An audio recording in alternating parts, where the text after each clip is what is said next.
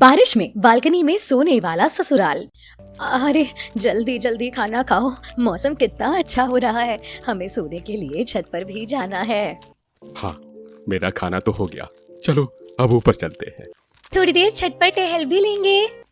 हाँ तो बहू, जब तक हम ऊपर जा रहे हैं एक बार ऊपर हमारा बिस्तर तो लगा देना। ठीक है मम्मी जी, मैं अभी बिस्तर लगा देती हूँ। पायल छत पर जाकर के सबके लिए बिस्तर लगा देती है। फिर से वही सबको छत पर सोना है। अरे इन्हें इतना भी क्या मजा आता है छत पर सोने में। पता नहीं कैसे अजीब ससुराल वालों से पाला पड़ गया है, जिन्हें कमरों में सोने की आदत ही नहीं है, इन्हें तो खुले में ही सोना है। पीछे बाकी सब आ जाते हैं। क्या बात है बहू, अकेले क्या बड़बड़ा रही है? कुछ नहीं मम्मी जी, मैं तो बस ऐसे मैं कह रही थी कि चलो बिस्तर तो लग गया है, अब पहले बाकी के काम निपटा लेती हूँ। हाँ ठीक है, तू सारा काम करके ऊपर आ जाइयो। जी ठीक है मम्मी जी। सबका बिस्तर लगाकर पायल तो नीचे चली जाती है। ओहो, आहा, कितना सुहावना मौसम हो रहा है। बाहर खुले में सोने का तो अलग ही मजा है। सही कहा पापा, ऊपर सोने का तो सच में अलग मजा है। वहीं दूसरी तरफ पायल रसोई में बर्तन धो रही थी। इनका ऊपर सोना मजा है, लेकिन मेरे लिए बहुत बड़ी सजा है। घर का सारा काम निपटा करके वो भी ऊपर चली जाती है और सबके साथ छत पर सोती है। इस तरह सभी छत पर सोते थे। कुछ दिन बाद अरे आज तो बहुत तेज बारिश आ रही है। हाँ, बारिश ने तो कहर ढाया हुआ है। बहुत देर से बारिश हो रही है, रुकने का नाम ही नहीं ले रही। तभी वहाँ पायल चाय पकौड़े लेकर आती है।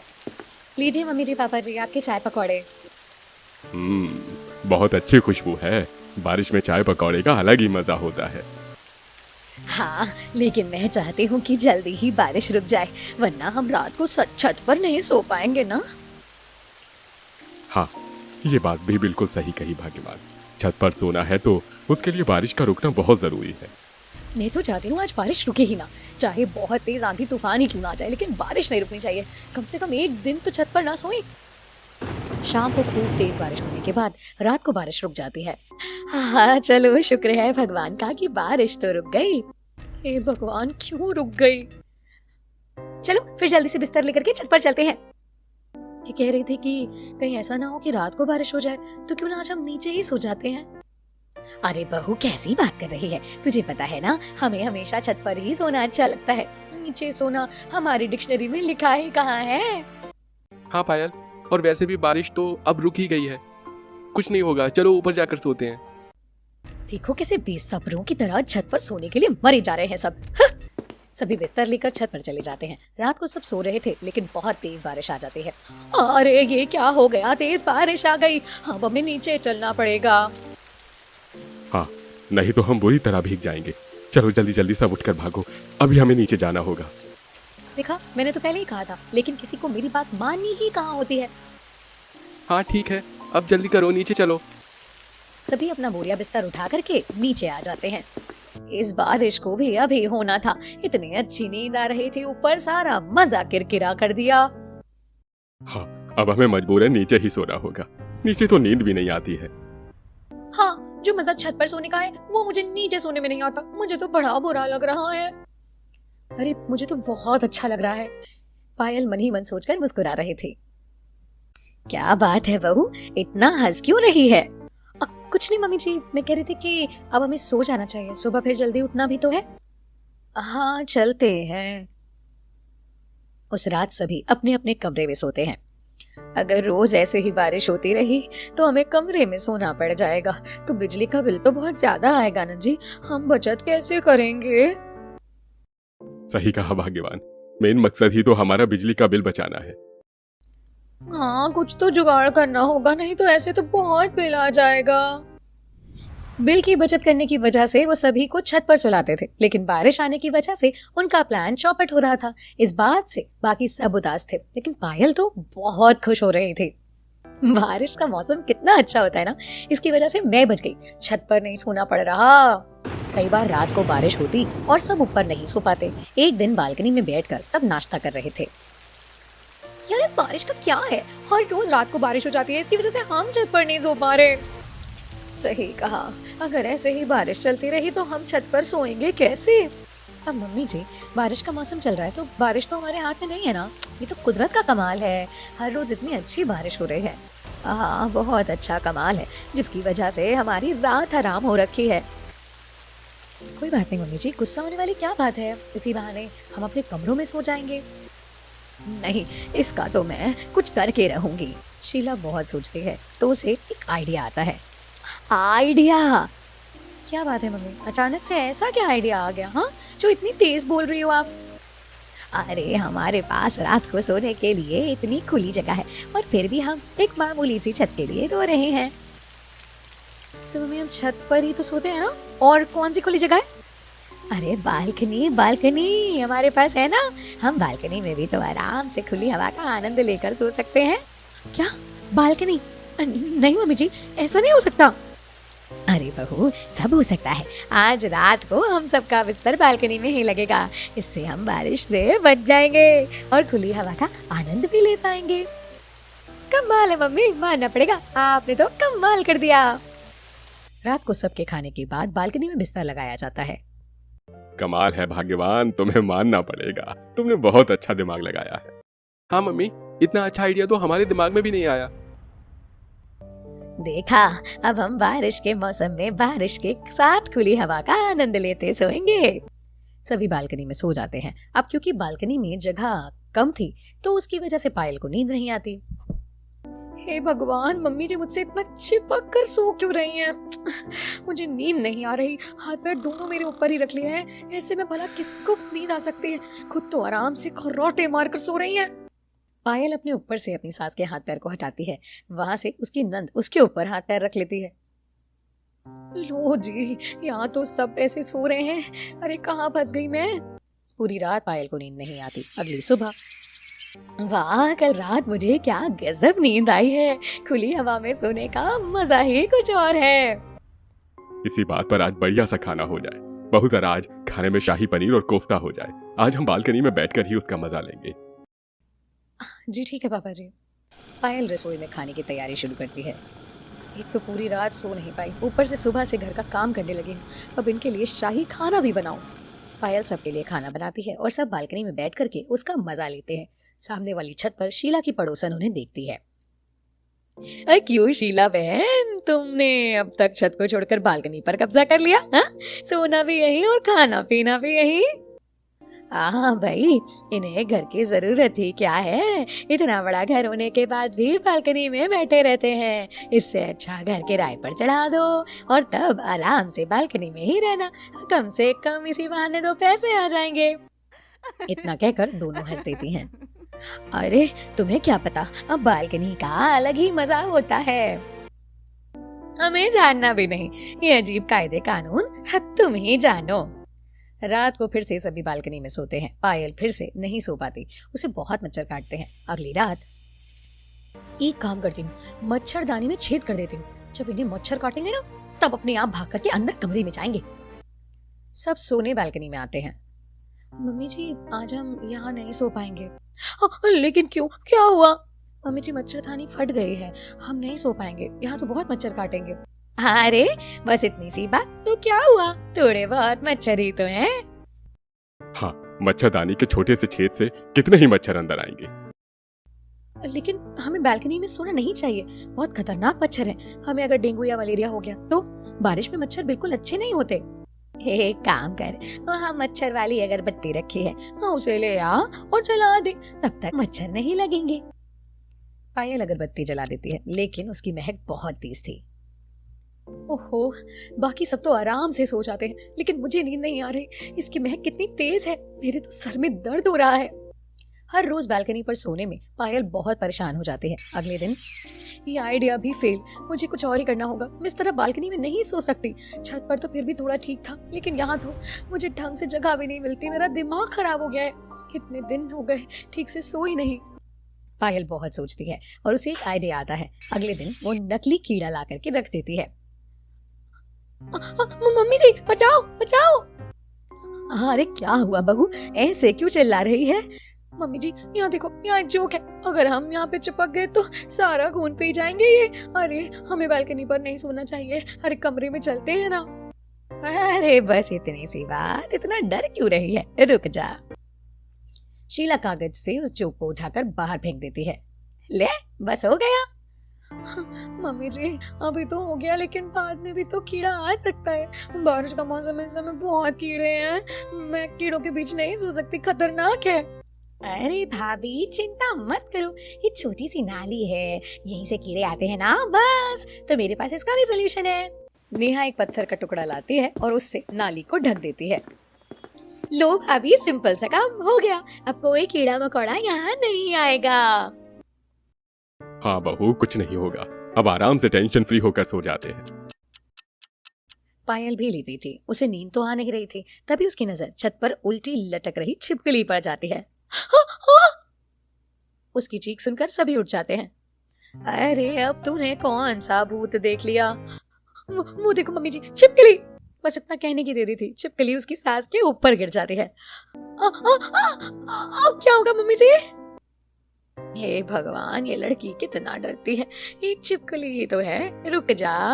शीला छिपकली की पूंछ पकड़कर उसे फेंक देती है। क्या पायल, तुम भी ना कितनी ज्यादा डरती हो, मुझे तो लगा था पता नहीं कौन सा भूत आ गया है। हाँ भाभी, जरा स्ट्रॉन्ग बनो, एक छिपकली ही तो थी। हाँ अब सो जा, हमें भी सोने दे।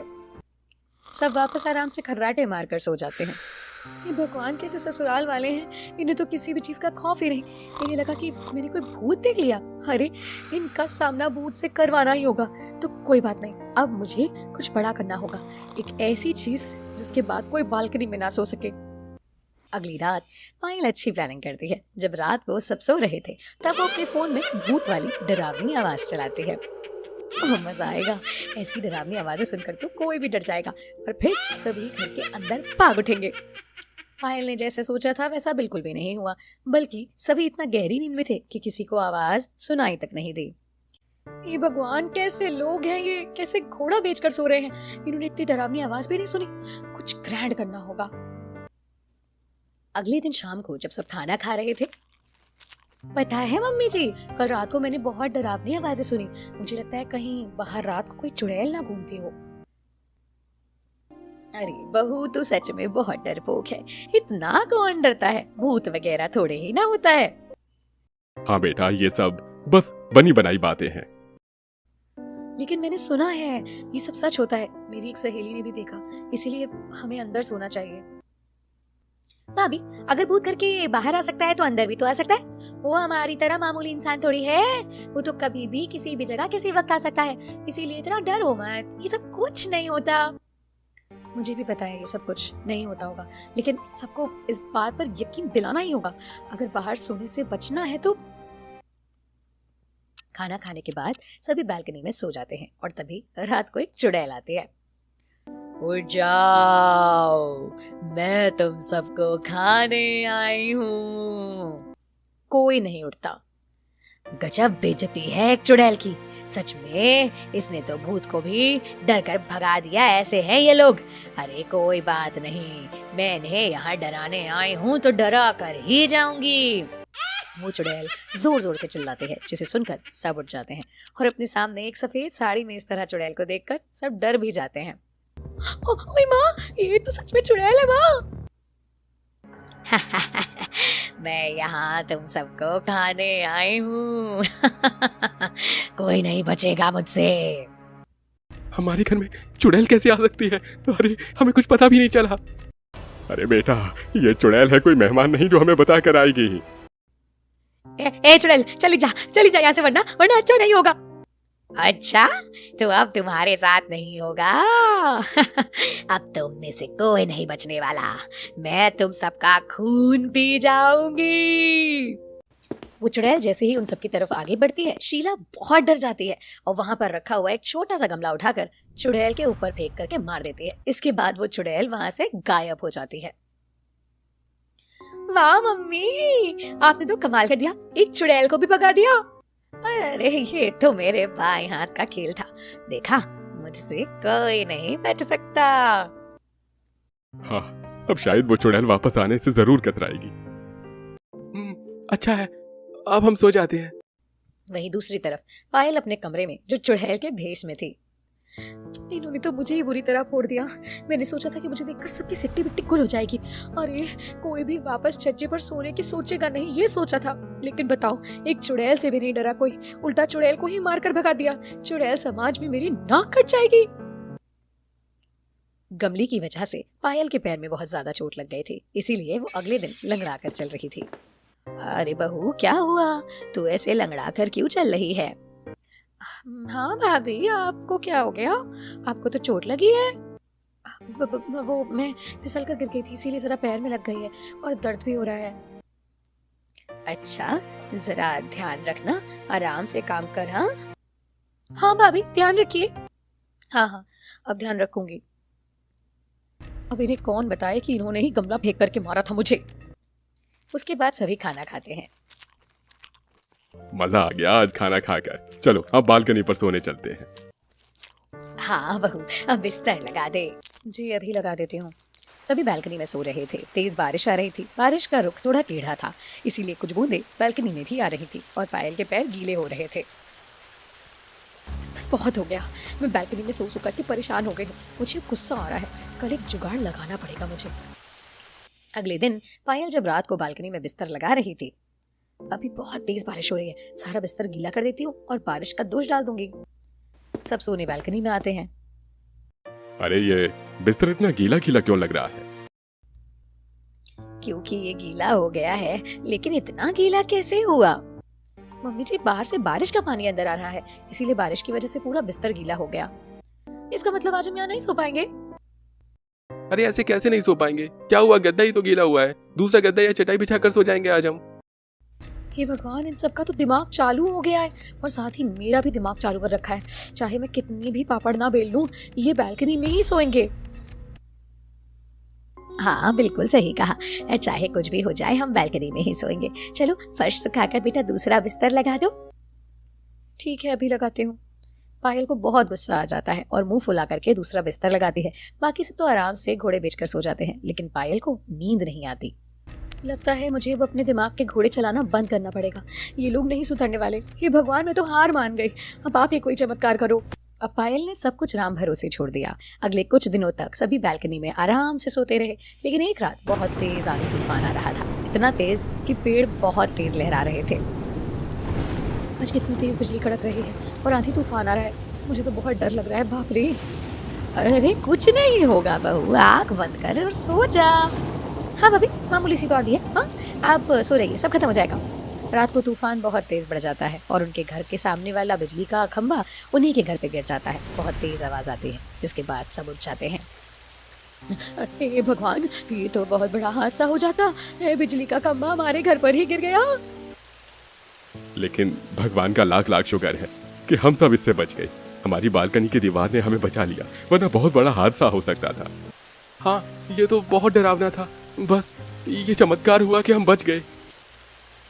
मैंने तो आपको पहले ही कहा था कि बाहर बहुत तेज तूफान आ रहा है। बालकनी में सोना बिल्कुल भी सेफ नहीं है, ये बहुत खतरनाक हो सकता है। लेकिन आपने मेरी बात नहीं सुनी। अगर थोड़ी सी भी चूक हो जाती तो क्या कुछ हो जाता। हाँ भाभी, आप बिल्कुल सही कह रही है। इस हादसे में हमारी जान भी जा सकती थी। हम जरा सा बिजली का बिल बचाने के चक्कर में अपनी जान गंवा देते। हाँ, ऐसे रिस्क से अच्छा है कि हम बिजली का बिल ही भर देंगे। क्या आप ये सब सिर्फ बिजली का बिल बचाने के लिए कर रहे थे? शीला और रमेश की पोल खुल जाती है। बस हमने सोचा था कि बिजली का बिल कम आ जाएगा तो। वाह मम्मी जी, बिजली के बिल को बचाने के चक्कर में आपने सबकी जान को खतरे में डाल दिया। बाहर सोना बहुत रिस्की है, कल को हमारे घर में चोर भी घुस सकता है। हमारी बालकनी का दरवाजा खुला रहता है। अरे कम से कम अंदर कमरे में सोएंगे तो आंधी तूफान और इन सब चीजों से तो बच जाएंगे। हाँ, जो कुछ भी हुआ उसके बाद तो मैं भी बहुत डर गई हूँ।